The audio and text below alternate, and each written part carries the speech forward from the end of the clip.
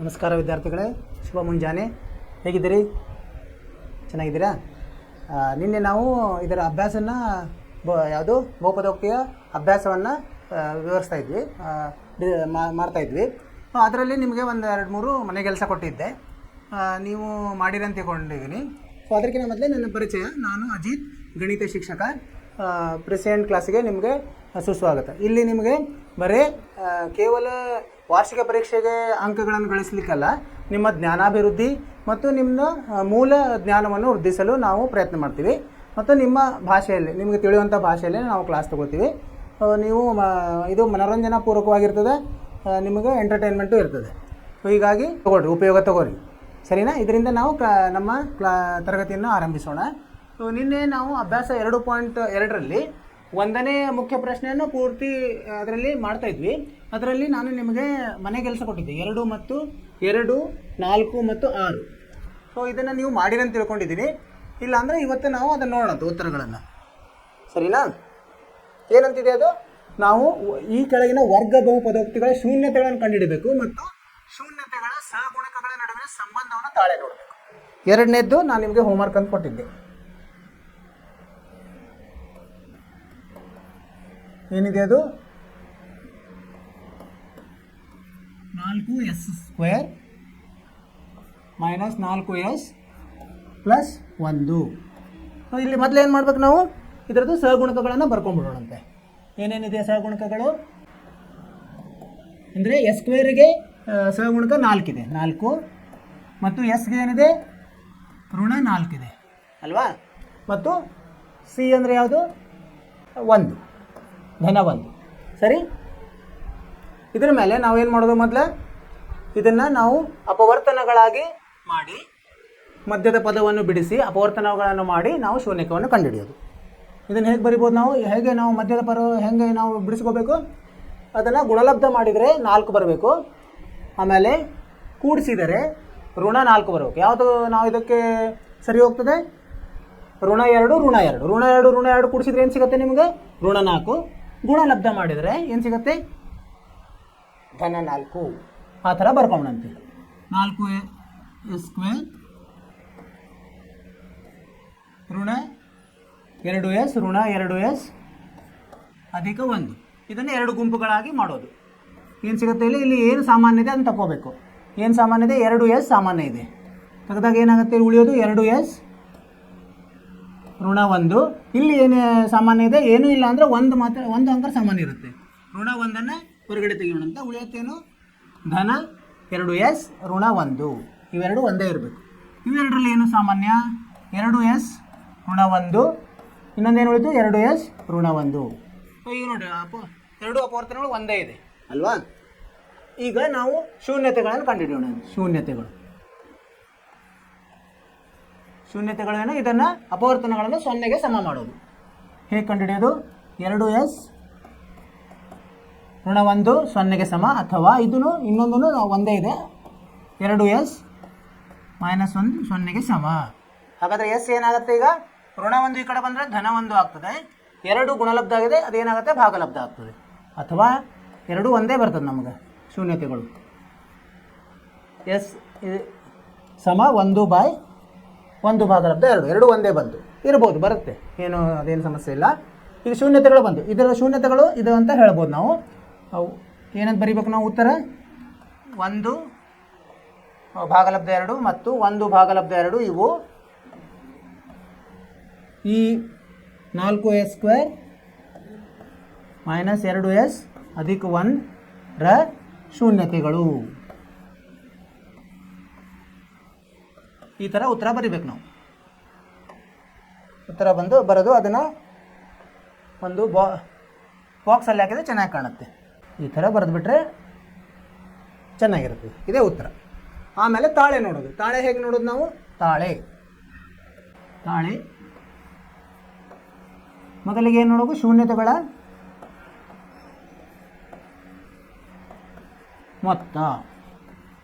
ಮೊತ್ತಕ್ಕೆ ತಾಳೆ ನೋಡೋಣ. 2 ಮೊತ್ತ ಅಂದರೆ 2 ಸೇರಿಸೋದು. 2 ಒಂದೇ ಇದೆ. 1/2 1/2 ಎಷ್ಟು ಬರುತ್ತೆ? 1 ಬರ್ತದೆ. ಅರ್ಧ ಕೂಡಿಸಿದ್ರೆ 1 ಅಲ್ವಾ? ಇದನ್ನು ನಾವು ಸೂತ್ರದಲ್ಲಿ ಹಾಕಿದಾಗ ಏನಾಗುತ್ತೆ? ಸೂತ್ರ ಏನು? ಮೈನಸ್ ಬಿ ಭಾಗಲಬ್ಧ ಎ. ಇಲ್ಲಿ ಬಿ ಎಷ್ಟಿದೆ? -4 ಇದೆ. ಅಂದರೆ ಮೈನಸ್ಸು ಅಂಶದಲ್ಲಿ ಮೈನಸ್. ಎ ಎಷ್ಟಿದೆ? ಏನು 4 ಇದೆ, ಧನ 4. ಈಗೇನಾಯಿತು? 4 ಭಾಗಲಬ್ಧ 4 ಏನಾಯಿತು? ಉತ್ತರ 1 ಬಂತು. ಈಗೇನಾಯಿತು? 2 ಒಂದೇ ಬಂದರೆ ತಾಳೆ ಆಗಿದೆ ಅಂತ ಬರಿಬೋದು ನಾವು. ತಾಳೆ ಆಗಿದೆ. ಇದೇ ಥರ ನಾವು ಮುಂದೆ ಹೋಗೋಣಂತೆ. ಇನ್ನೊಂದು ತಾಳೆ ನೋಡ್ಬೇಕು ನಾವು. ಗುಣಲಬ್ಧನೂ ತಾಳೆ ನೋಡ್ಬೇಕು. ತಾಳೆ 2 ಏನಾಯಿತು? ತಾಳೆ ಶೂನ್ಯತೆಗಳ ಗುಣಲಬ್ಧ. ಶೂನ್ಯತೆಗಳ ಗುಣಲಬ್ಧ ಏನಿದಾವೆ ಶೂನ್ಯತೆಗಳು? ಶೂನ್ಯತೆಗಳು ಏನಿದೆ? 1/2 1/2 ಇದೆ. ಅವನ್ನೆರಡನ್ನೂ ಗುಣಿಸೋಣಂತ ಏನು ಸಿಗುತ್ತೆ ನಮಗೆ? 1/4 ಸಿಗ್ತದೆ. ಸರಿನಾ? ಇದು ನಾವು ಸೂತ್ರಕ್ಕೆ ಹಾಕಿದಾಗ C/A. ಸಿ ಎಷ್ಟಿದೆ ಇದರಲ್ಲಿ? ಎಷ್ಟಿದೆ? ಸಿ 1 ಇದೆ. 1. ಎ ಎಷ್ಟಿದೆ? 4 ಇದೆ. ಈಗ ನೋಡಿ 2 ಒಂದೇ ಆಯ್ತಲ್ಲ, ಏನು ಬರಿಬೇಕು ನಾವು? ತಾಳೆ ಆಗಿದೆ. ಸರಿ, ಈ ಥರ ಬರಿಬೇಕು, ತಾಳೆ ಆಗಿದೆ. ಸೊ ಈಗ ಇನ್ನೊಂದು, ಇದು ನಿಮ್ಮದು ಒಂದು ಹೀಗೆ ಉತ್ತರ ಬಂದಿದೆ ಅಂತ ನಾನು ತಿಳ್ಕೊಂಡಿದ್ದೀನಿ. ನೀವು ಸರಿಯಾಗಿ ಮಾಡಿರ್ತೀರಿ ಅಲ್ವಾ? ಈಗ 3ನೇದು ಮಾಡಿದ್ವಿ, 4ನೇದು ಮಾಡಬೇಕು. ಈಗ 4ನೇದು ಏನಿದೆ ಲೆಕ್ಕ? 4ನೇ ಲೆಕ್ಕ ಏನಿದೆ? 4u ವರ್ಗ ಅಂದರೆ 4u² ಸಂಕಲನ 8u 4u² ಪ್ಲಸ್ 8u ಅಂತ ಇದೆ. ಸೊ ಇದರಲ್ಲಿನೂ ನಾವು ಸಹಗುಣಕಗಳನ್ನು ಮೊದಲು ಬರೆಯೋದು. ಸಹಗುಣಕಗಳು ಏನಿದ್ರು? ಸಹಗುಣಕಗಳು ಏನೇನಿದೆ? ಎ ಇದೆ. u² ಏನು ಗುಣಲಬ್ಧ ಆಗುತ್ತೆ? ಅದು ಎ, ಅದು 4, ಬಿ 8, ಸಿ ಇದೆಯಾ? ಸಿ ಇಲ್ಲ, ಅದಕ್ಕೆ 0 ಬರೆಯೋದು. ಸರಿ, ಈಗ ಇದನ್ನು ಅಪವರ್ತನೆ ಮಾಡೋಣ. ಅಪವರ್ತನೆ ಹೇಗೆ ಮಾಡೋದು? ಎರಡೇ ಪದಗಳಿವೆ. ಹೀಗಾಗಿ ಇದರಲ್ಲಿ ಏನು ಸಾಮಾನ್ಯ ಇದೆ ಅಂತ ತೆಗೆದ್ರೆ ನಮಗೆ ಅಪವರ್ತನಗಳು ಸಿಗ್ತದೆ. ಇವೆರಡರಲ್ಲಿ ಏನು ಸಾಮಾನ್ಯ? 4u ಸಾಮಾನ್ಯ. ಏನು ಉಳಿತಿಲ್ಲೇ? ಯು ಉಳಿತು, ಅಧಿಕ ಇದರಲ್ಲಿ 2 ಉಳಿಯುತ್ತೆ ಅಲ್ವಾ? 8u ಭಾಗಲಬ್ಧ 4u ಮಾಡಿದರೆ 2 ಉಳಿತದೆ. ಸರಿನಾ? ಈಗ ಇವೆರಡು ಅಪವರ್ತನಗಳು. ಈಗ ಶೂನ್ಯತೆಗಳನ್ನು ಕಂಡುಹಿಡಿಯೋಣ. ಶೂನ್ಯತೆಗಳನ್ನು ಹೆಂಗೆ ಕಂಡುಹಿಡಿಯೋದು? ಈ ಅಪವರ್ತನಗಳನ್ನು 0ಗೆ ಸಮ ಮಾಡೋದು. 4u 0ಗೆ ಸಮ, ಅಥವಾ u ಅಧಿಕ 2 0ಗೆ ಸಮ. ಈಗ u ಏನಾಯಿತು? 4 ಆ ಕಡೆ ಹೋದರೆ 0 ಭಾಗಲಬ್ಧ 4 ಆಗುತ್ತೆ, 0 ಆಗಿಬಿಡ್ತದೆ. u ಇಲ್ಲಿ ಏನಾಗುತ್ತೆ? ಋಣ 2 ಆಗುತ್ತೆ. ಇವೆರಡು ಇದರ ಶೂನ್ಯತೆಗಳು. ಇನ್ನೇನು? 0 ಅಥವಾ 0 ಮತ್ತು ಋಣ 2 ಅಥವಾ -2 ಶೂನ್ಯತೆಗಳಾಗಿವೆ. ಈ ಥರ ಉತ್ತರ ಬರಿಬೇಕು ನೀವು.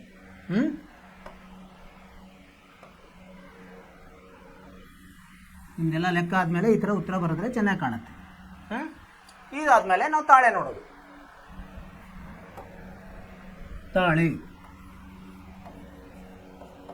ತಾಳೆ ಮೊದಲೇನು? ಮೊತ್ತ. ಇದರ ಮೊತ್ತ ಶೂನ್ಯತೆಗಳ ಮೊತ್ತ. ಎಷ್ಟು ಬರುತ್ತೆ ಇದು ಮೊತ್ತ? ಇವೆರಡು ಸೇರಿಸಬೇಕು. 0 0 ಸಂಕಲನ ಋಣ 2 ಅಥವಾ -2. ಏನು ಬಂತು? -2 ಬಂತು, ಋಣ 2. ಇದನ್ನು ನಾವು ಸೂತ್ರದಲ್ಲಿ ಹಾಕಿದಾಗ ಏನಾಗುತ್ತೆ? ಸೂತ್ರ ಏನಿದ್ರದ್ದು? ಏನು ಸೂತ್ರ? -b/a. ಇದರಲ್ಲಿ b ಎಷ್ಟಿದೆ? ನಾವು ಬರ್ಕೊಂಡಿದ್ದೀವಿ ಇಲ್ಲಿ. b ನೋಡಿ 8 ಇದೆ, -8. a ಎಷ್ಟಿದೆ? 4 ಇದೆ. ಇದನ್ನು ಸರಳೀಕರಣಗೊಳಿಸಿದಾಗ ಏನಾಗುತ್ತೆ? -2 ಬಂತು. 2 ಒಂದೇ ಬಂತು, ತಾಳೆ ಆಗಿದೆ ಅಂತ ಬರಿಬೋದು ನಾವು. ತಾಳೆ ಆಗಿದೆ. ಇದೇ ಥರ ಗುಣಲಬ್ಧ ಮಾಡೋಣ. ಗುಣಲಬ್ಧ ಇವೆರಡನ್ನು ಗುಣಲಬ್ಧ ಮಾಡೋಣಂತ. 0 ಗುಣಲಬ್ಧ ಋಣ 2. 0ಗೆ ಯಾವುದಾದರೂ ನೀವು ಸಂಖ್ಯೆಯನ್ನು ಗುಣಿಸಿದ್ರೆ ಏನು ಸಿಗುತ್ತೆ? 0 ಸಿಗ್ತದೆ.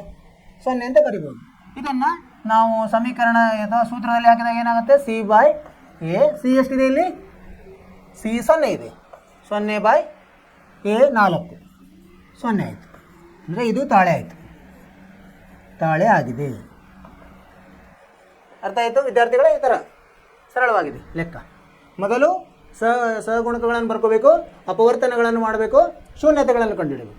ಆಮೇಲೆ ತಾಳೆ ಅಂದರೆ ಶೂನ್ಯತೆಗಳ ಇದು ಮೊತ್ತ ಮತ್ತು ಗುಣಲಬ್ಧಗಳ ತಾಳೆ ಮಾಡಿದಾಯಿತು. ಈಗ ಮುಂದಿನ ಪ್ರಶ್ನೆಗೆ ಹೋಗೋಣಂತೆ. ಯಾವುದು ಮುಂದಿನದು? 6ನೇದು ಕೊಟ್ಟಿದ್ದೀನಿ ನಿಮಗೆ ಅಲ್ವಾ? 3x² 6ನೇದು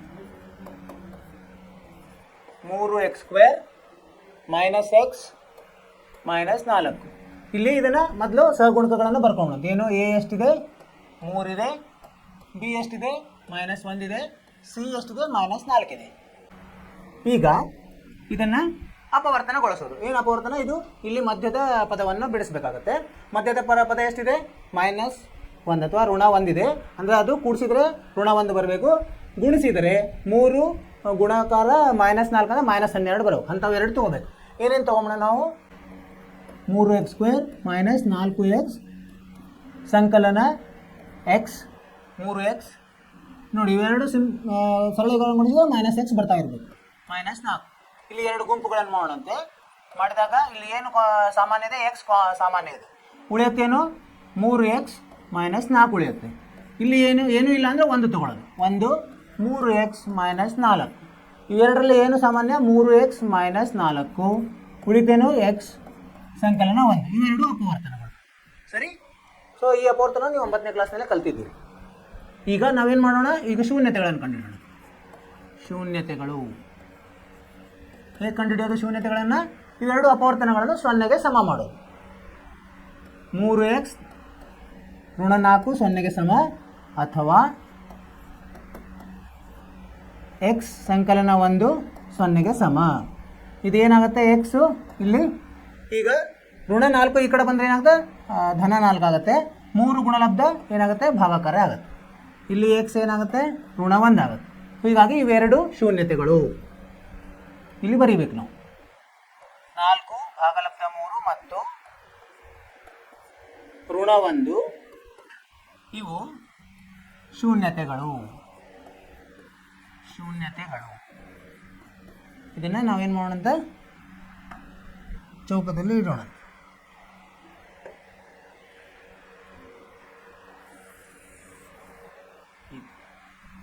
ಚೆನ್ನಾಗಿ ಕಾಣುತ್ತೆ. ಆಮೇಲೆ ತಾಳೆ ನೋಡೋದು. ಈಗ ನೆಕ್ಸ್ಟ್ ಮುಂದಿಂದೇನು? ತಾಳೆ ನೋಡೋದು. ತಾಳೆ ಹೇಗೆ ನೋಡೋದು? ಮೊದಲು ಮೊತ್ತ, ಶೂನ್ಯತೆಗಳ ಮೊತ್ತ.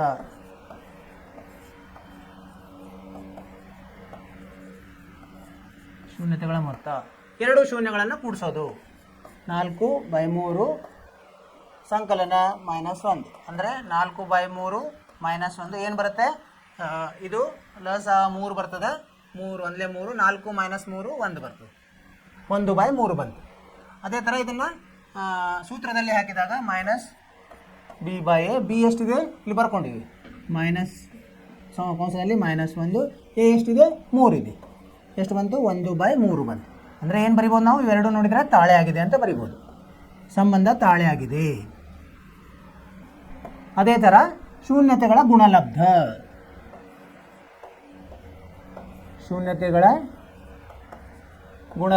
ಇದನ್ನು ನೋಡೋಣ. ತಾಳೆ ಎರಡೂ ಮಾಡ್ಬೇಕು ನಾವು.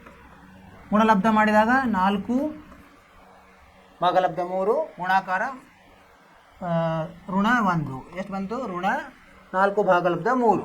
ಇದನ್ನು ನಾವು ಏನು ಮಾಡೋಣಂತೆ? ಸೂತ್ರಕ್ಕೆ ಹಾಕೋಣ. ಸೂತ್ರ ಏನು? c/a. ಸಿ ಎಷ್ಟಿದೆ? -4 ಇದೆ. ಎ ಎಷ್ಟಿದೆ? 3 ಇದೆ. ಒಂದೇ ಆಯ್ತಲ್ಲ. ಇದನ್ನು ನಾವು ತಾಳೆ ಆಗಿದೆ ಅಂತ ಬರೆಯೋದು. ಅರ್ಥವಾಯಿತು ವಿದ್ಯಾರ್ಥಿಗಳೇ? ಸರಳವಾಗಿದೆ. ಮೊದಲು ಅಪವರ್ತನ ಮಾಡೋದು, ಶೂನ್ಯತೆ ಕಂಡುಹಿಡಿಯೋದು, ಆಮೇಲೆ ತಾಳೆ ನೋಡೋದು. ನೀವು ಇದೇ ಥರ ಮಾಡಿದಿರಿ ಅಂತ ತಿಳ್ಕೊಂಡಿದ್ದೀನಿ. ಇದಾಗಿಂದ ನಮ್ಮದು 1ನೇ ಮುಖ್ಯ ಇದು ಮುಗೀತು ಪ್ರಶ್ನೆ. ಈಗ 2ನೇ ಮುಖ್ಯ ಪ್ರಶ್ನೆಗೆ ಹೋಗೋಣಂತೆ. 2ನೇದ್ರಲ್ಲಿ ಏನಂತಾರೆ ಓದೋಣಂತೀಗ. ಈ ಕೆಳಗಿನವುಗಳನ್ನು ಕ್ರಮವಾಗಿ ಶೂನ್ಯತೆಗಳ ಮೊತ್ತ ಹಾಗೂ ಗುಣಲಬ್ಧವನ್ನಾಗಿ ಹೊಂದಿರುವ, ಅಂದರೆ ಏನು ಕೊಟ್ಟಿದ್ದಾರೆ ಅವರು? ಶೂನ್ಯತೆಗಳ ಮೊತ್ತ ಕೊಟ್ಟಾರ, ಗುಣಲಬ್ಧ ಕೊಟ್ಟಾರ ಅಂತ ಇರುವ ವರ್ಗ ಬಹುಪದೋಕ್ತಿಯನ್ನು ನಾವು ಕಂಡುಹಿಡಿಬೇಕೀಗ ಅಲ್ವಾ? ಇದರ ಉಲ್ಟಾ ಪ್ರಶ್ನೆ ಇದು. ನಾವು ವರ್ಗ ಬಹುಪದೋಕ್ತಿ ಕಂಡುಹಿಡಿಬೇಕು. ಅವ್ರು ಏನು ಕೊಟ್ಟಿದ್ದಾರೆ? ಸಂಕಲನ ಮತ್ತು ಮೊತ್ತ ಮತ್ತು ಗುಣಲಬ್ಧ ಕೊಟ್ಟಿದ್ದಾರೆ. ಸೊ ಈಗೇನು ಅಂದರೆ ನಾವು ಸಾಮಾನ್ಯವಾಗಿ ವರ್ಗದ್ದು ಎರಡು ಏನು ತೊಗೊಳ್ತೀವಿ ಅಂದರೆ ಅಲ್ಫಾ ಮತ್ತು ಬೀಟಾ ಅಂತ ತೊಗೋತೀವಿ. ಅಲ್ಫಾ ಮತ್ತು ಬೀಟಾ ಅಂತ ತೊಗೊಂಡಾಗ ಅದರ ಮೇಲೆ ನಾವು ಸೂತ್ರ ಬರೆಯೋಣ.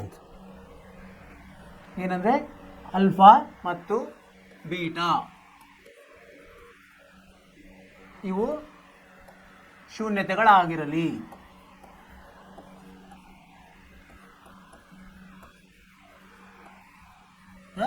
ಸರಿನಾ?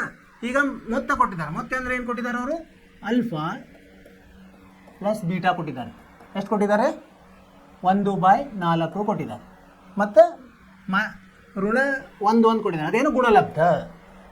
ಅಲ್ಫಾ ಗುಣಲಬ್ಧ ಬೀಟಾ ಸಮ ಇದಕ್ಕೆ ಋಣ 1.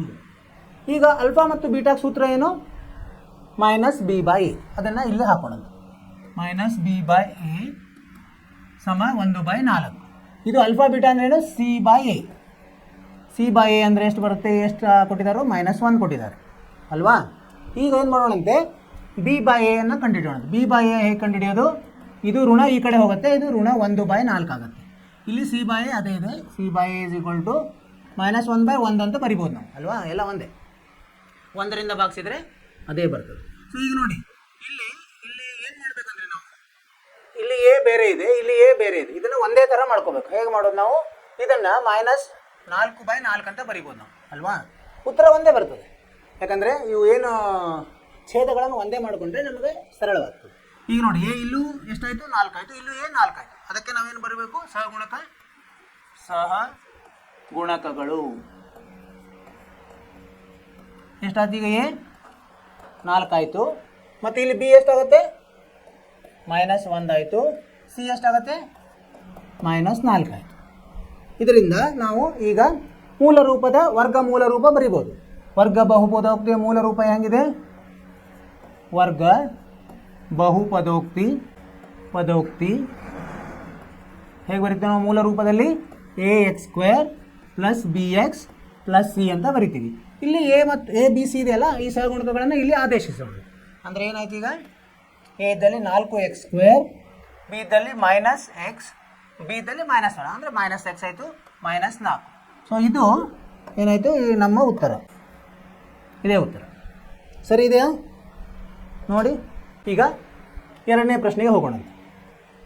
ಇದು 1ನೇ ಪ್ರಶ್ನೆ. ಎರಡನೇ ಪ್ರಶ್ನೆಗೆ ಹೋಗೋಣ. ಈಗ ಅಲ್ಫಾ ಬೀಟಾ ಎಲ್ಲ ಎರಡರಲ್ಲಿ ಅದು ಶೂನ್ಯತೆಗಳೇ. ಏನು ಕೊಟ್ಟಿದ್ದಾರೆ ಇಲ್ಲಿ? ಎರಡನೇದರಲ್ಲಿ ವರ್ಗಮೂಲ 2 ಮತ್ತು 1/3 ಕೊಟ್ಟಿದ್ದಾರೆ. ಏನು? ಮೊತ್ತ ಮತ್ತು ಗುಣಲಬ್ಧ. ಅಂದರೆ ಅಲ್ಫಾ ಪ್ಲಸ್ ಬೀಟಾ ಏನು ಕೊಟ್ಟಿದ್ದಾರೆ? 2 ಕೊಟ್ಟಿದ್ದಾರೆ, ವರ್ಗಮೂಲ 2. ಆಮೇಲೆ ಅಲ್ಫಾ ಬೀಟಾ ಎಷ್ಟು ಕೊಟ್ಟಿದ್ದಾರೆ? 1/3 ಕೊಟ್ಟಿದ್ದಾರೆ. ಸೊ ಇಲ್ಲಿ ಸೂತ್ರವನ್ನು ಉಪಯೋಗಿಸಿದಾಗ ಇದೇನಾಯಿತು? -b/a. ಇದನ್ನು ಹೇಗೆ ಬರಿಬೋದು ನಾವು? ವರ್ಗಮೂಲ 2/1 ಬರಿಬೋದು. ಇದನ್ನು ಹೇಗೆ ಬರಿಬೋದು ನಾವು? c/a ಸಮ 1/3. ಸರಿನಾ? ಈಗ ಇಲ್ಲೂ ಈಗ ನಾವು ಛೇದಗಳು ಒಂದೇ ಇಲ್ಲ, ಒಂದೇ ಮಾಡ್ಕೊಳ್ಳೋಣ. ಇದನ್ನು ಒಂದೇ ಹೇಗೆ ಮಾಡೋದು? ಇದನ್ನು ನಾವು ಹೇಗೆ ಬರಿಬೋದು? ಇದನ್ನು 1ಅನ್ನು 3/3 ಅಂತ ಬರಿಬೋದು. ಅದು ಒಂದೇ ಬರ್ತದೆ, √2 ಆಯಿತು. b/a ಎಷ್ಟಾಗುತ್ತೆ? ಋಣ 3 ವರ್ಗಮೂಲ 2/3 ಆಗುತ್ತೆ. ಇಲ್ಲಿ ಎ ಎಷ್ಟಿದೆ? ಇಲ್ಲೂ 3 ಇದೆ, ಇಲ್ಲೂ 3 ಇದೆ. ಹೀಗಾಗಿ ಸಹಗುಣಕಗಳು ಏನಾಯ್ತು? ಈಗ ಸಹಗುಣಕಗಳು ಎ ಎಷ್ಟಾಯಿತು? 3 ಆಯಿತು ಅಲ್ವಾ? ಬಿ ಎಷ್ಟಾಯಿತು? ಋಣ 3 ವರ್ಗಮೂಲ 2. ಸಿ ಎಷ್ಟಾಯಿತು? 1 ಆಯಿತು. ಇವನ್ನ ಏನು ಒಂದೇ ಮಾಡ್ಕೊಂಡ್ಬಿಟ್ರೆ ನಮಗೆ ಸರಳ, ಇಲ್ಲಾದರೆ ಅದನ್ನು ಸಮ ಮಾಡಲಿಕ್ಕಾಗಲ್ಲ. ಈಗ ನಾವು ಮೂಲ ರೂಪದಲ್ಲಿ ಹೇಗೆ ಬರಿಬೋದು? ax² + bx + c. ಇದರಲ್ಲಿ ಇದನ್ನು ಆದೇಶಿಸೋಣ. ಏನಾಗುತ್ತೆ? ಇದು 3x² - 3 ವರ್ಗಮೂಲ 2x ಮತ್ತು ಸಂಕಲನ 1. ಇದೇ ಇದರ ವರ್ಗ ಬಹುಪದೋಕ್ತಿ ಆಗ್ತದೆ. ಸರಿ ಇದೆ? ಇದೇ ಉತ್ತರ. ಸರಿಯಾಗಿದೆಯಾ?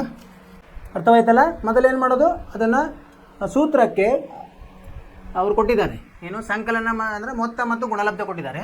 ಸೂತ್ರಕ್ಕೆ ಸಮ ಮಾಡೋದು. ಆಮೇಲೆ ಛೇದವನ್ನು ಒಂದೇ ಥರ ಮಾಡೋದು. ಎರಡರದ್ದು ಛೇದ ಅಂದರೆ ಎ ನಮಗೆ ಸಿಕ್ಬಿಡ್ತದೆ. ಎ ಸಿಕ್ತಂದ್ರೆ ಅದರಿಂದ ಬಿ ಮತ್ತು ಸಿ ಸರಳವಾಗಿ ಬರ್ತದೆ. ಸೊ ಆ ಎ ಮತ್ತು ಬಿ ಸಿ ಸಹಗುಣಕಗಳನ್ನು ಮೂಲ ರೂಪದಲ್ಲಿ ಆದೇಶಿಸಿದಾಗ ನಮಗೆ ವರ್ಗ ಬಹುಪದೋಕ್ತಿ ಸಿಗ್ತದೆ.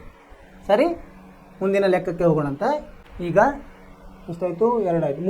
ಮೂರನೇ ಲೆಕ್ಕ 0 ಮತ್ತು ವರ್ಗಮೂಲ 5 ಕೊಟ್ಟಿದ್ದಾರೆ. ಅಂದರೆ ಅಲ್ಫಾ ಸಂಕಲನ ಬೀಟಾ 0 ಕೊಟ್ಟಿದ್ದಾರೆ ಮತ್ತು ಅಲ್ಫಾ ಬೀಟಾ ಎಷ್ಟು ಕೊಟ್ಟಿದ್ದಾರೆ? ವರ್ಗಮೂಲ 5 ಅಂತ ಕೊಟ್ಟಿದ್ದಾರೆ. ಸೊ ಇವುಗಳನ್ನು ಸೂತ್ರ ಹಾಕಿದಾಗ ಏನಾಗುತ್ತೆ? ಅಲ್ಫಾ ಮತ್ತು ಅಲ್ಫಾ ಪ್ಲಸ್ ಬೀಟಾ ಅಂದರೆ -b/a ಇದು 0ಗೆ ಸಮ, 0/1 ಅಂತ ಬರ್ಕೋಬೋದು. ಇದು C/A, ಇದು ಏನಾಯಿತು ವರ್ಗಮೂಲ 5/1 ಅಂತ ಬರ್ಕೋಬೋದು. ಈಗ ನೋಡಿ ಎ ಎರಡರಲ್ಲಿ ಒಂದೇ ಇದ್ದಾಗ ಏನು ಸಮಸ್ಯೆ ಇಲ್ಲ. ಈ ಸಹಗುಣಕಗಳು ಏನಾಯ್ತು, ಈಗ ಸಹಗುಣಕಗಳು ಎ ಎಷ್ಟಾಯಿತು 1, ಎರಡರಲ್ಲಿ ಒಂದಿದ್ರೆ ಬರೆದ್ಬಿಡೋದು. ಬಿ ಎಷ್ಟಾಯಿತು, ಬಿ ಏನು ಇಲ್ಲ 0, 0 ಇದೆ 0 ಬರೆಯೋದು. ಸಿ ಎಷ್ಟು ವರ್ಗಮೂಲ 5. ಇದನ್ನು ನಾವು ಮೂಲ ರೂಪದಲ್ಲಿ ಹಾಕೋಣಂತ. ಮೂಲ ರೂಪ ಏನು ನಮ್ಮದು ಬಹುಪದೋಕ್ತಿದು ax² + bx + c ಇದೆ ಅಲ್ವಾ. ಎ ಇದ್ದಲ್ಲಿ ಏನು ಹಾಕಬೇಕು, 1 ಹಾಕಬೇಕು. ಅಂದರೆ ಏನಾಯ್ತು, x² ಆಯಿತು, ಎ ಅಂದರೆ 1, ಬಿ 0, 0 ಅಂದರೆ 0x, ಸಿ ಎಷ್ಟು ಅಧಿಕ √5. ಇದೆ ಏನಕ್ಕೆ ಸಮ ಆಯ್ತು, ಈಗ x² ಸಂಕಲನ ವರ್ಗಮೂಲ 5. ಇದೇ ನಮ್ಮ ಬಹುಪದೋಕ್ತಿ. ಅರ್ಥ ಆಯಿತು, ವರ್ಗ ಬಹುಪದೋಕ್ತಿ ಸರಳವಾಗಿದೆ. ಈಗ ಮುಂದಿನ ಲೆಕ್ಕಕ್ಕೆ ಹೋಗೋಣ. 4ನೇದು, 2ರಲ್ಲಿ 4ನೇದು ಏನು ಕೊಟ್ಟಿದ್ದಾರೆ ಅವರು, ಮೊತ್ತ 1 ಗುಣಲಬ್ಧ 1. ಅದನ್ನು ಮಾಡೋಣ. ಮೊತ್ತ ಅಂದ್ರೇನು, ಆಲ್ಫಾ ಮತ್ತು ಬೀಟಾಗಳ ಮೊತ್ತ ಎಷ್ಟು ಕೊಟ್ಟಿದ್ದಾರೆ, 1 ಕೊಟ್ಟಿದ್ದಾರೆ. ಆಲ್ಫಾ ಬೀಟಾ ಎಷ್ಟು ಕೊಟ್ಟಿದ್ದಾರೆ, 1 ಕೊಟ್ಟಿದ್ದಾರೆ. ಅಂದರೆ -b/a 1, c/a 1, ಅಂದರೆ 1/1 ಅಂತ ತೊಗೋಬೋದು ನಾವು ಅಲ್ವಾ. ಈಗ ಸಹಗುಣಕಗಳನ್ನು ಬರೆಯೋಣಂತೆ. ಏನೇನಾಯ್ತು ಸಹಗುಣಕಗಳು,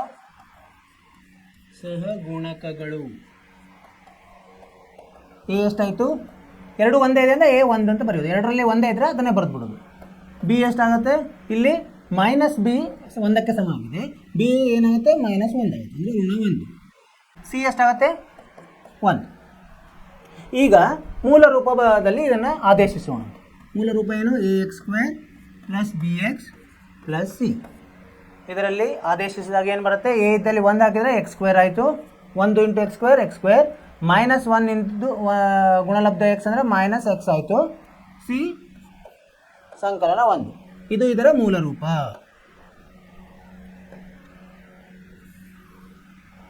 ಸರಿ, ಮೂಲ ರೂಪ ಅರ್ಥ ಆಯಿತು ವಿದ್ಯಾರ್ಥಿಗಳೇ. ಸರಳವಾಗಿದೆ. ನೀವು ಮಾಡ್ತಾ ಹೋದಂಗೆ ಇದು ನಿಮಗೆ ಸರಳವಾಗಿ ಬರ್ತದೆ. ಮುಂದಿನದು ಏನಿದೆ, 5ನೇ ಲೆಕ್ಕ. 5 ಏನಿದೆ, ಋಣ 1/4 ಧನ 1/4. ಅದನ್ನು ನೋಡೋಣ. ಋಣ 1/4 ಧನ 1/4 ಇವೇನಿವು, ಒಂದು ಆಲ್ಫಾ + ಬೀಟಾ ಋಣ 1/4, ಆಲ್ಫಾ ಬೀಟಾ 1/4. ಸರಿ, ಈಗ ಇದಕ್ಕೆ ಸೂತ್ರವನ್ನು ಹಾಕೋಣಂತೆ. ಇದರ ಸೂತ್ರ ಏನು, -b/a ಸಮ ಏನು ಋಣ 1/4, ಇದು c/a 1/4.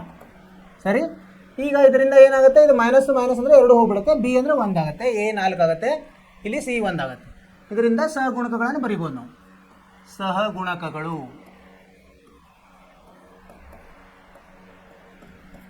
ಏನಾಯ್ತು, ಈಗ ಎ 2 ಕಡೆ ಒಂದೇ ಇದೆ, ಅದನ್ನು ಬರೆಯೋಣ. ಎ 4, ಬಿ ಈಗ ಇಲ್ಲೇನಾಗಿದೆ, ಋಣ ಬಿ = ಋಣ 1 ಆಯಿತು ಮೇಲಿಂದು ಅಂಶ. ಹೀಗಾಗಿ ಬಿ ಏನಾಗುತ್ತೆ 1 ಆಗುತ್ತೆ, ಬಿ 1, ಸಿನೂ 1. ಈಗ ಮೂಲ ರೂಪದಲ್ಲಿ ಇದನ್ನು ಆದೇಶಿಸಿದಾಗ ಏನಾಗುತ್ತೆ, ax² + bx + c ಏನಾಯ್ತು, ಈಗ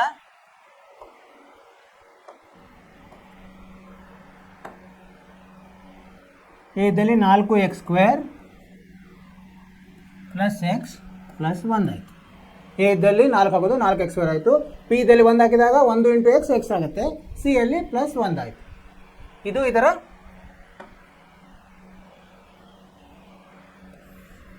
ಉತ್ತರ.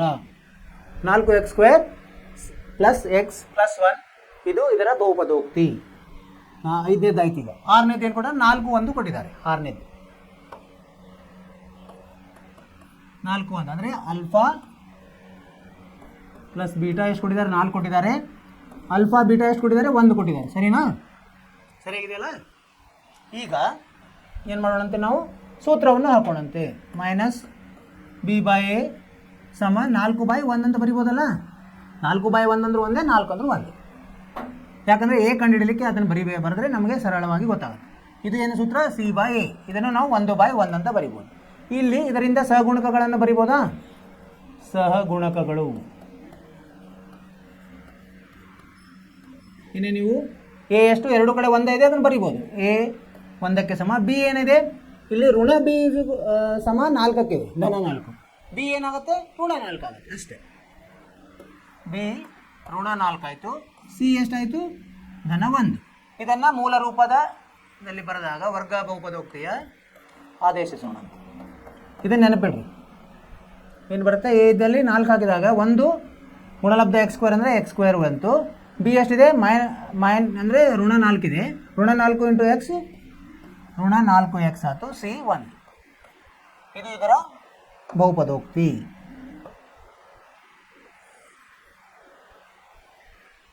ಅರ್ಥವಾಯಿತು ವಿದ್ಯಾರ್ಥಿಗಳೇ? ಸೊ ಇಲ್ಲಿವರೆಗೆ ನಾವು ಅಭ್ಯಾಸ 2.2ರಲ್ಲಿ 2 ಮುಖ್ಯ ಪ್ರಶ್ನೆಗಳನ್ನು ಮುಗಿಸಿದ್ವಿ. ಅಂದರೆ 1ನೇದರಲ್ಲಿ ಏನು ಮಾಡಿದ್ವಿ, ನಾವು ಶೂನ್ಯತೆಗಳನ್ನು ಕಂಡುಹಿಡಿದ್ವಿ, ಅದನ್ನು ತಾಳೆ ನೋಡಿದ್ವಿ.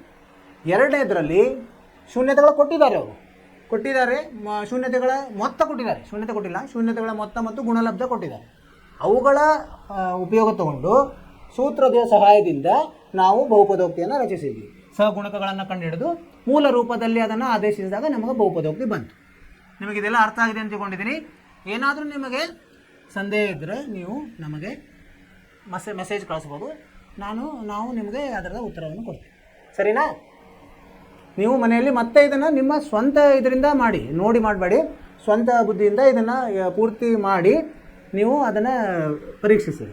ಎಲ್ಲಾದರೂ ತಪ್ಪಿದೆಯಾ ಏನೋ, ಯಾವ ಹಂತದಲ್ಲಿ ತಪ್ತಾ ಇದ್ದೀರಿ. ಸೊ ಅದರಿಂದ ಏನಾಗುತ್ತೆ, ನಿಮಗೆ ಕಾನ್ಫಿಡೆನ್ಸ್ ಬೆಳೆಯುತ್ತೆ. ಪರೀಕ್ಷೆಯಲ್ಲಿ ಏನೂ ಸಮಸ್ಯೆ ಇಲ್ಲ. ಇದೆಲ್ಲ ಮಾಡಿದ್ವು ಅಂದರೆ ನಮಗೆ 5 ರಿಂದ 6 ಅಂಕಗಳು ನಮ್ಮ ಕಿಸೆಯಲ್ಲಿ ಫಿಕ್ಸ್. ಸರಿ, ಈಗ ಇಲ್ಲಿವರೆಗೆ ನಾವು ಈ ಬಹುಪದೋಕ್ತಿ ನೋಡಿದ್ವಿ. ಇದರ ಸಾರಾಂಶವನ್ನು ನೋಡೋಣ ಅಂತ ನಿನ್ನೆ ನೋಡಿದ್ವಿ. ಅಂದರೂ ಮತ್ತೊಮ್ಮೆ ನಾವು ಸಾರಾಂಶ ನೋಡಿದಾಗ ಏನೇನು ಕಲ್ತ್ವಿ ನಾವು ಈ ಪಾಠದಲ್ಲಿ ಬಹುಪದೋಕ್ತಿ ಡಿಗ್ರಿ 1, 2, 3. ಡಿಗ್ರಿ 1 ಅಂದರೆ ಇದರದ್ದು ಏನು ವೇರಿಯೇಬಲ್ ಇರ್ತದಲ್ಲ, ಯಾವುದು ಬದಲಿ ಆಗ್ತಿರ್ತದೆ. ಇದು ಎಕ್ಸ್ ಇರ್ಬೋದು, ಇಲ್ಲಿ ಎಕ್ಸ್ ಇರ್ಬೋದು, ಅಥವಾ ಎಸ್ ಇರ್ಬೋದು, ಯು ಇರ್ಬೋದು, ಯಾವುದೇ ಚರಾಕ್ಷ ಇರ್ಬೋದು. ಆ ಚರಾಕ್ಷದ ಘಾತ, ಹೆಚ್ಚಿನ ಘಾತ 1 ಇದ್ದರೆ ಅದಕ್ಕೆ ಏನಂತೀವಿ ನಾವು ರೇಖಾತ್ಮಕ ಅಂತ ಹೇಳ್ತೀವಿ. 2 ಇದ್ದರೆ ಏನಂತೀವಿ ವರ್ಗ ಅಂತೀವಿ. 3 ಇದ್ದರೆ ಘನ ಅಂತೀವಿ. ಇದನ್ನು ನಾವು ಕಲ್ತೀವಿ. ಆಮೇಲೆ ಇದು ಸಹಗುಣಕಗಳು. ಇದರದ್ದು ಏನಾಗುತ್ತೆ, ಸಹಗುಣಕ ಎ ಬಿ ಸಿ ಅಂತ ನಾವು ತೊಗೊಂಡು ಅಂದರೆ ವರ್ಗ ಬಹುಪದೋಕ್ತಿಯ ಮೂಲ ರೂಪ ಏನಾಗುತ್ತೆ, ax² + bx + c ಆಗುತ್ತೆ. ಇದು ಮೂಲ ರೂಪ. ಇವು ಎ ಬಿ ಸಿ ಏನು ವಾಸ್ತವ ಸಂಖ್ಯೆಗಳು. ಆಮೇಲೆ ಎ 0ಗೆ ಸಮ ಇರಬಾರ್ದು. ಹೀಗೆ ಮುಂದೆ ಹೋದಾಗ ನಾವು ಮತ್ತೆ ಏನು ಮಾಡಿದ್ವಿ, ಇದನ್ನು ನಕ್ಷೆಯಲ್ಲಿ ಹಾಕಿದಾಗ ಒಂದು ಬಹುಪದೋಕ್ತಿ ಯಾವುದೇ ಇರ್ಬೋದು, ಏನೋ ರೇಖಾತ್ಮಕ ಇರ್ಬೋದು, ವರ್ಗ ಇರ್ಬೋದು, ಘನ ಇರ್ಬೋದು, ಅದನ್ನು ನೀವು ನಕ್ಷೆಯಲ್ಲಿ ಇದನ್ನು ತೆಗೆದಾಗ ಏನಾಗುತ್ತೆ, ಇದು ಎಕ್ಸ್ ಅಕ್ಷವನ್ನು ಎಷ್ಟು ಭೇದಿಸ್ತದಲ್ಲ, ಎಷ್ಟು ಸಾರಿ ಭೇದಿಸ್ತದೆ, ಅದರ ಮೇಲೆ ನಾವು ಹೇಳ್ಬೋದು ಇದು ವರ್ಗನ, ಅಥವಾ ಇದು ಇದೆಯಾ, ರೇಖಾತ್ಮಕ ಇದೆಯಾ, ಅಥವಾ ಘನ ಇದೆಯಾ. ಒಂದು ಸಾಲಿ ಭೇದಿಸಿದರೆ ಅದು ಏನಂತ ಹೇಳ್ತೀವಿ ನಾವು, ರೇಖಾತ್ಮಕ. ಒಂದೇ ಸಲ ಅಲ್ಲ, ಸರಳ ರೇಖೆ ಇದ್ದು ಅದೇನಾಗುತ್ತೆ, ಒಂದೇ ಸಲ ಭೇದಿಸ್ತದೆ ಎಕ್ಸ್ ಅಕ್ಷವನ್ನು. ಈಗ ವರ್ಗ ಇದ್ರೆ ಏನಾಗುತ್ತೆ, 2 ಸಲ ಪರವಲಯ ಅಂತ ಹೇಳ್ತೀವಿ ನಾವು. ಪರವಲಯ ಮೇಲ್ಮುಖ ಇರ್ಬೋದು, ಕೆಳಮುಖ ಇರ್ಬೋದು. ಅದು ಗರಿಷ್ಠ 2 ಸಲ. ಒಂದು ಸಲನೂ ಭೇದಿಸ್ಬೋದು, ಒಂದು ಸಲ ಬರೇ ಮುಟ್ಬೋದು, ಅಥವಾ ಏನು ಮುಟ್ಲೂ ಇರ್ಬೋದು. ಹೀಗಾಗಿ ಗರಿಷ್ಠ 2 ಸಲ, ಕನಿಷ್ಠ 0. ಹಾಗೆಯೇ ಇದರಲ್ಲೂ ಹಾಗೆ ಆಗುತ್ತೆ. ರೇಖಾತ್ಮಕದಲ್ಲಿ ಗರಿಷ್ಠ 1, ಕನಿಷ್ಠ 0. ಆಮೇಲೆ ಘನದಲ್ಲಿ ಏನಾಗುತ್ತೆ, 3 ಸಲ, ಗರಿಷ್ಠ 3 ಸಲ ಎಕ್ಸ್ ಅಕ್ಷವನ್ನು ಛೇದಿಸ್ತದೆ. ಗರಿಷ್ಠ ಏನು ಹೇಳ್ಬೋದು ನಾವು, 3, ಕನಿಷ್ಠ 0. ಅದನ್ನು ಛೇದಿಸಲಾರ್ದೂ ಇರ್ಬೋದು. ಇದನ್ನು ನಾವು ಕಲ್ತೀವಿ. ಆಮೇಲೆ ಇದರ ಸಂಬಂಧ, ಎದುರದು ಶೂನ್ಯತೆ ಮತ್ತು ಸಹಗುಣಕಗಳ ಸಂಬಂಧ ಕಲ್ತೀವಿ. ಏನಿದು ಇದರಲ್ಲಿ ರೇಖಾತ್ಮಕದ್ದು ನೀವು ಹೋದ ತರಗತಿಯಲ್ಲೇ ಕಲ್ತಿದ್ದೀರಿ. ರೇಖಾತ್ಮಕದ್ದು ಏನಾಗುತ್ತೆ, ಕೆ ಸಮ ಅಂದರೆ ಋಣ b/a ಅಂತ ಕಲ್ತಿದ್ದೀವಿ. ಇಲ್ಲಿ ನಾವು ವರ್ಗದ ಕಲ್ತೀವಿ. ವರ್ಗದ್ದು ಏನು ಬರುತ್ತೆ, ಗುಣಲಬ್ಧ ಏನಾಗುತ್ತೆ, ಅಲ್ಫಾ ಬೀಟಾ c/a ಆಗುತ್ತೆ. ಸಿ ಅಂದ್ರೇನು, ಇದರಲ್ಲಿ ಯಾವುದೇ ಚರಾಕ್ಷ ಇರಂಗಿಲ್ಲ, ಸ್ಥಿರಾಂಕ ಇರ್ತದೆ, ಸ್ಥಿರಾಂಕ. ಸಿ ಅಂದರೆ ಸ್ಥಿರಾಂಕ. ಭಾಗಲಬ್ಧ ಎ ಅಂದ್ರೇನು, x² ಸಹಗುಣಕ. ಆಮೇಲೆ ಮೊತ್ತ ಏನು, ಅಲ್ಫಾ + ಬೀಟಾ ಮೊತ್ತ, ಮೈನಸ್ b/a. ಮೈನಸ್ ಅಂದರೆ ಋಣ ಬಿ ಅಂದ್ರೇನು, ಎಕ್ಸ್ನ ಸಹಗುಣಕ, ಎ x² ಸಹಗುಣಕ. ಇದು ಸೂತ್ರ.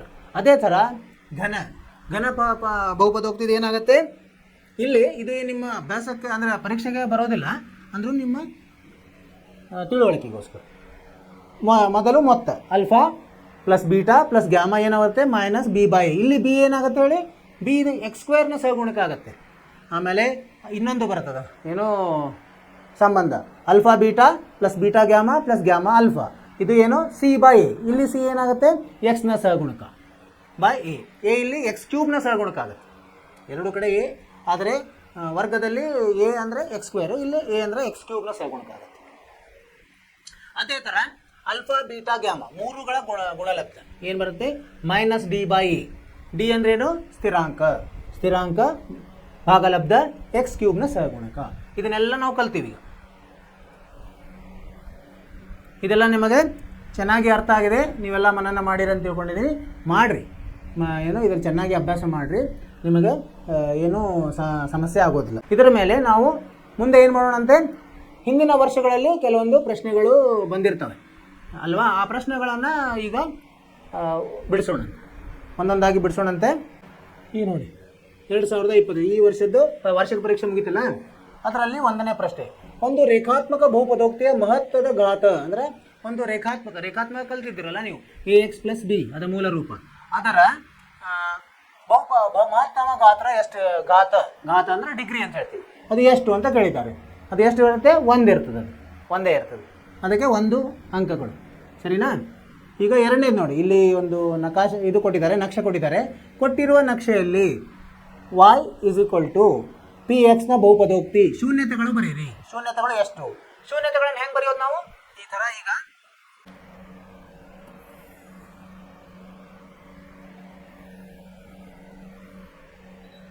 ಈ ಥರ ಇತ್ತು. ಈಗ ಇದು ಏನು ಎಕ್ಸ್ ಅಕ್ಷ, ಇದು y, 4 ಪಾದಗಳು ಇರ್ತದೆ. ಇಲ್ಲಿ ಪ್ಲಸ್ ಪ್ಲಸ್, ಇಲ್ಲಿ ಮೈನಸ್ ಮತ್ತು ಪ್ಲಸ್, ಇಲ್ಲಿ ಮೈನಸ್ ಇಲ್ಲಿ ಪ್ಲಸ್ ಮೈನಸ್ ಇರ್ತದೆ. ಸೊ ಇದೀಗ ಅವರು ಈ ಥರ ಚಿತ್ರ ಕೊಟ್ಟಿದ್ದಾರೆ. ಇಲ್ಲಿ ನಾವು ಇದನ್ನು ಸರಿಯಾಗಿ ಇದನ್ನು ಮಾಡೋಕ್ಕೆ ಇಲ್ಲಿ ಏನು ಇದು 0 ಇರ್ತದೆ. ಇಲ್ಲಿ 1 ಇಲ್ಲಿ 2 3 4, ಆಮೇಲೆ ಇಲ್ಲಿ ಋಣ 1 ಋಣ 2 ಋಣ 3 ಋಣ 4, ಇಲ್ಲಿ ಮೇಲೆ 1 ಧನ 2 3 4, ಕೆಳಗಡೆ ಋಣ 1 ಋಣ 2 ಋಣ 3 ಋಣ 4 ಈ ಥರ ಕೊಟ್ಟಿದ್ದಾರೆ. ಆಮೇಲೆ ಇದನ್ನು ಈ ಥರ ಸೇರಿಸಿದ್ದಾರೆ. ಇದು ಹೆಂಗಿದೆ ಪರವಲಯ 1ರಲ್ಲಿ ಬಂದು ಮತ್ತು ಇಲ್ಲಿ ಹೋಗಿದೆ 4ರಲ್ಲಿ ಇಲ್ಲೂ ಬಂದಿದೆ. ಇಲ್ಲಿ 1ರಲ್ಲಿ ಬಂದಿದೆ, 1ರಲ್ಲಿ ಹೋಗಿ ಇಲ್ಲಿ 4ರಲ್ಲಿನೂ ಬಂದಿದೆ. ಇದು ಇಲ್ಲಿ ಕೆಳಗಡೆ ಬಂದು 4ರಲ್ಲಿ ಹೋಗಿ ಇಲ್ಲಿ ಬಂದು ಹಿಂಗೆ ಸೇರಿದೆ. ಈ ಥರ ಇದೆ ಅದು. ಇದು ಏನು ನಕ್ಷೆ ಎದರದು y = P of x ಸರಿನಾ. ಈಗ ಅವ್ರೇನು ಕೇಳ್ತಿದ್ದಾರೆ, ಇದರಲ್ಲಿ ಶೂನ್ಯತೆಗಳು ಬರೆಯಿರಿ. ಯಾವ ಶೂನ್ಯತೆಗಳು ಎಷ್ಟು ಇರ್ತದೆ, ಯಾವುದು ಎಕ್ಸ್ ಅಕ್ಷಗೆ ಛೇದಿಸ್ತದಲ್ಲ ಆ ನಕ್ಷೆ, ಅವುಗಳು ಅದರ ಶೂನ್ಯತೆಗಳಾಗುತ್ತೆ. ಸೊ ಈಗ ಇಲ್ಲಿ ನೋಡಿದಾಗ ಏನಾಯ್ತು, ಈಗ ಇಲ್ಲಿ ನೋಡಿ ಯಾವ್ದಾವ್ದು ಛೇದಿಸ್ತಾ ಇದೆ, ಇದರಲ್ಲಿ ಛೇದಿಸ್ತಾ ಇದೆ, ಇಲ್ಲಿ ಛೇದಿಸ್ತಾ ಇದೆ ಮತ್ತು ಇಲ್ಲಿ ಛೇದಿಸ್ತಾ ಇದೆ ಅಲ್ವಾ. ಅಂದರೆ ನಾವೇನು ಬರಿಬೋದು ಈಗ ಶೂನ್ಯತೆಗಳನ್ನು, ಶೂನ್ಯತೆಗಳು ಏನಂತ ಬರಿಬೋದು, ಇಲ್ಲಿ -1 ಮತ್ತು 2 ಬರ್ತದೆ, ಮತ್ತು ಮೈನಸ್ ಅಲ್ಲ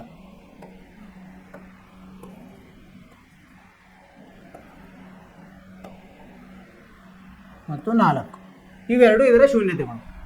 ಎಲ್ಲಿ ಆ ನಕ್ಷೆಯು ಎಕ್ಸ್ ಅಕ್ಷಕ್ಕೆ ಛೇದಿಸ್ತದೆ ಅದು ಅದರ ಏನೇನು ಮೌಲ್ಯ ಅದನ್ನು ಬರಿಬೇಕು ನಾವು. ಅದು ಋಣದಲ್ಲಿ ಮಾಡಿದೆ -1, ಇಲ್ಲಿ ಧನದಲ್ಲಿ ಆಗಿದೆ ಧನ 4. ಅರ್ಥವಾಯಿತು. ಇದು 2ನೇ ಪ್ರಶ್ನೆ. ಇದು 2025ರಲ್ಲಿ ಇದು 1 ಮಾರ್ಕಿಗೆ ಬರ್ತದೆ, 1 ಅಂಕ. 3ನೇದಿದೆ, ಇಲ್ಲೇನಂತ ಹೇಳಿದ್ದಾರೆ ಅವರು, Px = x² + 7x + 10 ಈ ವರ್ಗ ಬಹುಪದೋಕ್ತಿಯ ಶೂನ್ಯತೆಗಳನ್ನು ಕಂಡುಹಿಡಿಯಿರಿ ಹಾಗೂ ಶೂನ್ಯತೆಗಳು ಮತ್ತು ಅವುಗಳ ಸಹಗುಣಕಗಳ ನಡುವಿನ ಸಂಬಂಧ ತಾಳೆ ನೋಡಿ. ಸರಿನಾ. ಇದನ್ನು ನೀವು ಮನೆ ಕೆಲಸ ಮಾಡಿ. ಏನು ಮಾಡಬೇಕು ಇದನ್ನು ಮಧ್ಯದ ಪದವನ್ನು ಬಿಡಿಸಿ ಆಮೇಲೆ ನೀವೇನು ಮಾಡಬೇಕು, ಅಪವರ್ತನಗಳನ್ನು ಕಂಡುಹಿಡಿದು ಅದನ್ನು ಶೂನ್ಯಕ್ಕೆ ಸಮ ಮಾಡಿ ಶೂನ್ಯತೆಗಳನ್ನು ಕಂಡುಹಿಡಬೇಕು. ಆಮೇಲೆ ಸೂತ್ರ ಹಾಕಿ ಮೊತ್ತ ಮತ್ತು ಗುಣಲಬ್ಧಗಳ ತಾಳೆ ನೋಡಬೇಕು. ಇದನ್ನು ನೀವು ಮನೆಯಲ್ಲಿ ಇದನ್ನು ಮಾಡಿ, ಮನೆ ಕೆಲಸ ಮಾಡಿ. ಯಾವುದು? x² + 7x + 10 ಇವುಗಳ ಶೂನ್ಯತೆ ಕಂಡುಹಿಡಿಯಿರಿ. ಶೂನ್ಯತೆಗಳು ಮತ್ತು ತಾಳೆ ಇವೆರಡು ಮಾಡಬೇಕು ನೀವು. ಇದು ಎಷ್ಟು ಅಂಕಕ್ಕಿದೆ? ಇದು 3 ಅಂಕಕ್ಕಿದೆ. ಹಾಂ, ಇದು ಮಾಡಿ. ಇಲ್ಲಾಂದರೆ ನಾವು ನಾಳೆ ಮತ್ತೆ ಇದನ್ನು ಹೇಳ್ಕೊಡ್ತೀವಿ. ಅದೇ ಥರ 2024ರಲ್ಲಿ ಒಂದು ಬಂದಿದೆ. ಏನಂದರೆ ಒಂದು ಘನ ಬಹುಪದೋಕ್ತಿಯ ಮಹತ್ತಮ ಘನ ಕೇಳಿದಾಗ. ಘನ ಅಂದ್ರೇನು? 3 ಸಲ ಅದು x ಅಕ್ಷವನ್ನು ಭೇದಿಸ್ತದೆ. ಗರಿಷ್ಠ ಕೇಳಿದ್ದಾರೆ. ಸೊ ಎಷ್ಟಿದೆ? ಗರಿಷ್ಠ 3 ಸರಿಯಾದ ಉತ್ತರ. 1 ಅಂಕ ನಿಮಗೆ ಸಿಗುತ್ತೆ. ಸರಿನಾ? ನಂತರ ಈಗ 5ನೇದು ಒಂದಿದೆ ನೋಡಿ. 5ನೇದು ನೋಡೋಣ. 5ನೇದು ಏನಂತದ? ಇದು ಪ್ರಶ್ನೆ f(x) p(x) ಇರ್ಬೋದು, f(x) ಅದೇನು ಸಮಸ್ಯೆ ಇಲ್ಲ. f(x) ಸಮ 2x² - 3x + k. ಬಹುಪದೋಕ್ತಿಯ ಶೂನ್ಯತೆಗಳ ಗುಣಲಬ್ಧ ಕೊಟ್ಟಿದ್ದಾರೆ. ಏನೋ 3. ಆದರೆ k ಯ ಬೆಲೆಯನ್ನು ಕಂಡುಹಿಡಿಯೋಣಂತೆ. ಹೆಂಗಂದ್ರೆ ಮೊದಲೇನು ಕೊಟ್ಟಿದ್ದಾರೆ? ಬಹುಪದೋಕ್ತಿ ಬರ್ಕೊಂಡಂತೆ. f(x) ಸಮ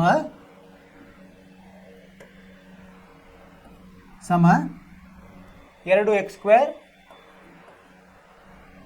3x + k. ಮತ್ತೇನು ಕೊಟ್ಟಿದ್ದಾರೆ ಅವರು? ಇನ್ನೊಂದೇನು ಹೇಳಿದ್ದಾರೆ? ಗುಣಲಬ್ಧ ಕೊಟ್ಟಿದ್ದಾರೆ. ಗುಣಲಬ್ಧ ಅಂದ್ರೆ ನಾವು ಅಲ್ಫಾ ಬೀಟಾ ಅಂತ ತೊಗೊಂಡ್ರೆ ಅಲ್ಫಾ ಗುಣಲಬ್ಧ ಬೀಟಾ ಎಷ್ಟು ಕೊಟ್ಟಿದ್ದಾರೆ? 3 ಅಂತ ಕೊಟ್ಟಿದ್ದಾರೆ. ಇವೆರಡರ ಸಹಾಯದಿಂದ ನಾವು ಕೆ ದ ಮೌಲ್ಯವನ್ನು ಕಂಡುಹಿಡಿಯಬೇಕು. ಹೆಂಗೆ ಕಂಡುಹಿಡಿಯೋದು? ಈಗ ಉತ್ತರ ನೋಡೋಣ. ಉತ್ತರ ಏನಂದರೆ, ಈಗ ಇದು ಕೊಟ್ಟಿದ್ದಾರಲ್ಲ ಬಹುಪದೋಕ್ತಿ. ಸೊ ಇದರ ಸಹಾಯದಿಂದ ನಾವು ಈಗ ಸಹಗುಣಕಗಳನ್ನು ಬರೆಯೋಣ. ಸಹಗುಣಕಗಳು ಇನ್ನೇನು ಸಹಗುಣಕ? a ಎಷ್ಟು 2, b ಎಷ್ಟು -3, c ಎಷ್ಟು k ಅಂತ ಕೊಟ್ಟಿದ್ದಾರೆ. ಸೊ ಈಗ ಮತ್ತು ಇನ್ನೊಂದು ಏನು ಕೊಟ್ಟಿದ್ದಾರೆ? ಗುಣಲಬ್ಧ ಕೊಟ್ಟಿದ್ದಾರೆ. ಸೊ ಅದನ್ನು ಸಹಾಯ ತೊಗೊಂಬಂತ. ಈಗ ಅಲ್ಫಾ ಬೀಟಾ ಏನು ಕೊಟ್ಟಿದ್ದಾರೆ ಅವರು? 3 ಅಂತ ಕೊಟ್ಟಿದ್ದಾರೆ. ಇದಕ್ಕೆ ಸೂತ್ರವನ್ನು ಹಾಕಿದಾಗ ಏನಾಗುತ್ತೆ? ಮೊದಲು c/a ಆಗುತ್ತೆ ಅಲ್ವಾ? c/a 0ಗೆ ಸಮ.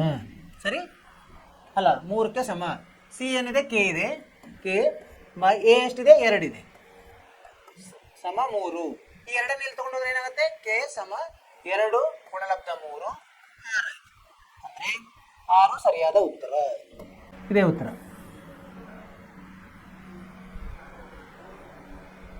ಸರಿಯಾಗಿದೆ. ಅರ್ಥ ಆಯ್ತಲ್ಲ ನಿಮಗೆ? ಇದೇ ಥರ ನಾವು ಇನ್ನೂ ಕೆಲವೊಂದು ಪ್ರಶ್ನೆಗಳಿದೆ, ಅದನ್ನು ನಾವು ಮುಂದಿನ ತರಗತಿಯಲ್ಲಿ ಅದನ್ನು ಬಿಡಿಸೋಣ. ಇಲ್ಲಿವರೆಗೆ ನಾವು ಏನೇನು ಮಾಡಿದ್ವಲ್ಲ ನಿಮಗೆ ಅರ್ಥ ಆಯ್ತು ಅಂತ ತಿಳ್ಕೊಂಡಿದ್ದೀನಿ. ಏನಾದರೂ ಡೌಟ್ ಇದ್ರೂ ನೀವು ಮೆಸೇಜ್ ಮಾಡ್ಬೋದು. ಇದರ ಮೇಲೆ ನೀವು ಚೆನ್ನಾಗಿ ಅಭ್ಯಾಸ ಮಾಡಿರಿ ಅಂತ ಹೇಳ್ತೀನಿ. ಮಗ್ಗಿಗಳನ್ನು ಮಾಡಿರಿ ಮತ್ತು ಇನ್ನೂ ಹೆಚ್ಚಿನ ಉದಾಹರಣೆಗಳಿದ್ದರೆ ಅವನು ಬಿಡಿಸ್ರಿ. ಅದರಲ್ಲಿ ಏನಾದರೂ ಸಮಸ್ಯೆ ಇದ್ದರೆ ಮತ್ತೆ ಬನ್ನಿ ಕೇಳಿ.